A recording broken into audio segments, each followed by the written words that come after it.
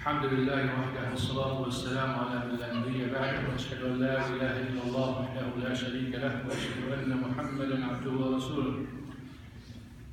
عن أبي هريرة رضي الله عنه قال قال رسول الله صلى الله عليه وسلم لما خلق الله تعالى الخلق كتب عنده في الكتاب فهو عنده فوق العرش أن رحمتي غلبت غضبي، وفي رواية سبقت رحمتي غضبي.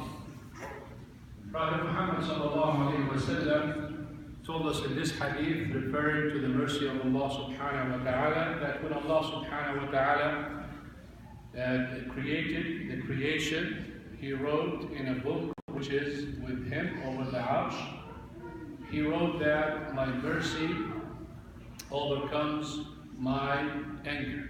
And the meaning of overcomes my anger, the mercy is so much, so plenty in comparison to the punishment of Allah subhanahu wa ta'ala. And the mercy of Allah subhanahu wa ta'ala is the rewards and the thawab that Allah subhanahu wa ta'ala gives the people.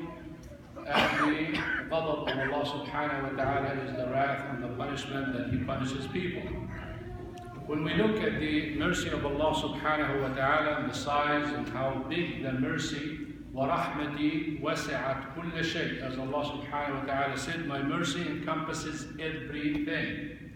Imam al-Nawawi, rahimahullah, he was teaching, and when he arrived to the saying of Allah subhanahu wa ta'ala in Surah Al-Hijr, نَبِّعْ عِبَادِي أَنِّي أَنَا الْغَفُورُ الرَّحِيمُ وَأَنَّ عَذَابِي هُوَ الْعَذَابُ الْأَلِيمُ.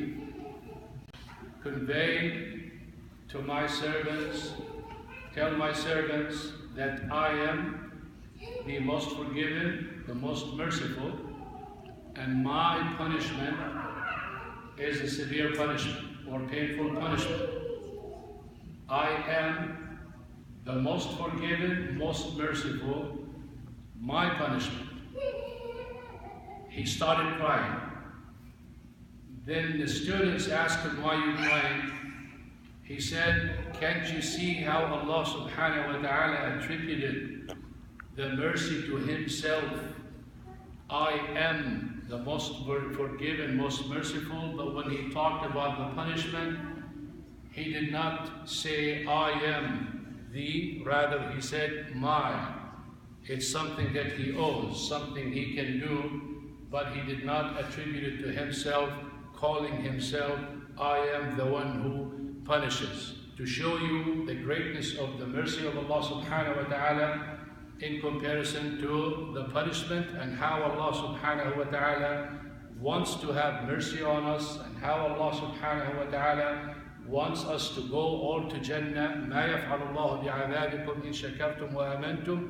Why would Allah subhanahu wa ta'ala punish you if you believe and you show gratitude? He said, and they asked him, why did you cry? He said, look at that mercy in comparison to the punishment. And at the same time, he said, I remembered the saying of Ibn Abbas, rahimahullah, radiyallahu anhu. He said, I remembered the saying of Ibn Abbas, radiyallahu anhu. Ibn Abbas, radiyallahu anhu, said, Inna Allah subhanahu wa ta'ala yawm al-qiyamah yunzilu rahama حتى أن إبليس سيظن أو قد يظن أنه سيغفر له. That Allah subhanahu wa ta'ala, the day of judgment, brings down so much mercy and have so much mercy on people to the point that Iblis, the one who is destined to hellfire, he would have hope that he might go to Jannah because of what he sees from the mercy of Allah subhanahu wa ta'ala.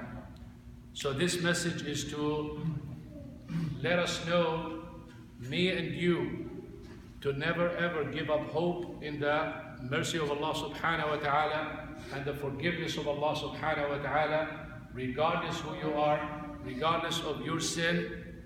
He's there subhanahu wa ta'ala to accept you. He's there to have mercy on you and take you regardless of your sin. So always remember Allah subhanahu wa ta'ala is there for anyone who seeks His love and His forgiveness, and the one who turns away and gives up the hope in the mercy is a disbeliever. فإنه لا ييأس من روح الله إلا القوم الكافر.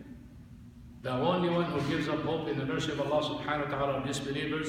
We ask Allah subhanahu wa ta'ala to make us from those believers, and who will gain and get that special mercy of Allah subhanahu wa ta'ala by being believers and by being from those who submit and obey the orders. جزاكم الله خيرا. سبحانك اللهم وبحمدك نشهد أن لا إله إلا أنت نستغفرك ونتوب إليك. السلام عليكم.